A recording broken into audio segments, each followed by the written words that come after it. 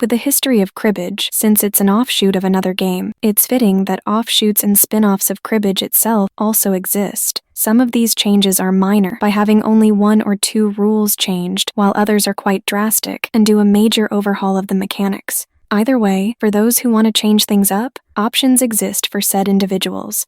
Greetings and welcome to Checkpoint Gaming Cribbage. With this episode, we'll be going over variants to the game. Although there are several variants available, we'll only look at a few of them here, starting off with those that we can knock out quickly before delving into more in-depth versions. But with that said, we'd like to hear from you, the audience, on additional versions of the game you'd like us to go over. And if we get enough suggestions, we'll release a second episode that goes over these additional variants. With Crash Cribbage, it is a version of the game where the cribbage board is configured in a figure 8 pattern. Although they start off at the same place, each player gets to decide which path they'll go down when scoring. And when pegs crash into one another, they get displaced, thus affecting the scoring process. With the Joker's version, Jokers are included in the deck as wild cards. During the scoring process, the scoring player will have to declare what the Joker's value is, giving it a rank, and occasionally a suit. With lowball cribbage, it inverts the objective of the game by having the players score as few points as possible, where the loser is the first player to score 121 points.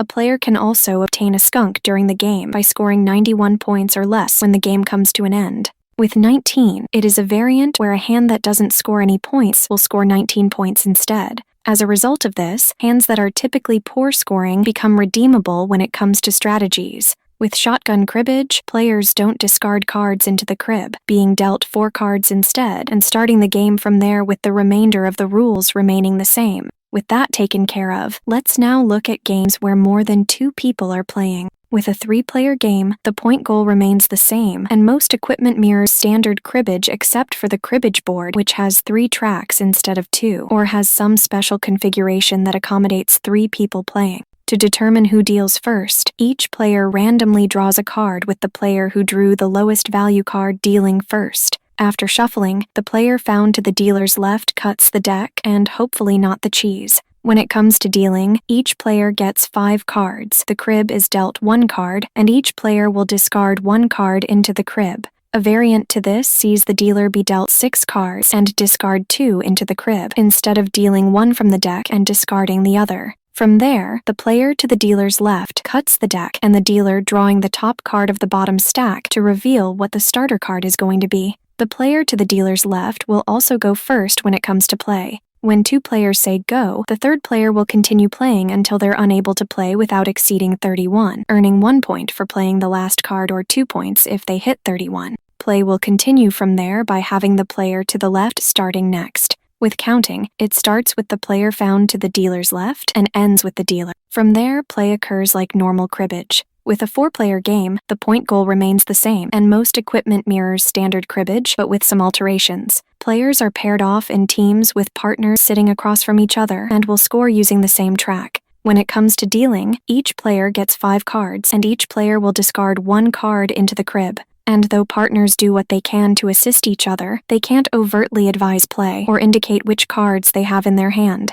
When 3 players say go, the 4th player will continue playing until they're unable to play without exceeding 31, earning 1 point for playing the last card, or 2 points if they hit 31. With counting, it starts with the player found to the dealer's left and ends with the dealer. From there, play occurs like normal cribbage. Let's now look at tabletop cribbage, which is based on the cribbage scoring system and is played between 2 or 4 players with a standard 52-card deck being used with the jokers removed. If playing with 4 players, they pair off with partners sitting across from each other. When playing the cards, they're laid out in a 5x5 grid, with 1 player or team trying to score as many points as possible through row formation, while the other player or team does the same thing with the columns. And scoring is done upon a cribbage board. When it comes to dealing cards, each player receives 6 if playing with 4 players, or 12 if playing with 2 players. Cards are dealt face down in front of each player and are compiled into a stack with the players being unable to look at them before being allowed to play them. Once each player receives their cards, the next card from the deck is placed face up in the middle of the table and a coin placed atop of it, marking it as the grid's center with the remaining cards placed face down to one side.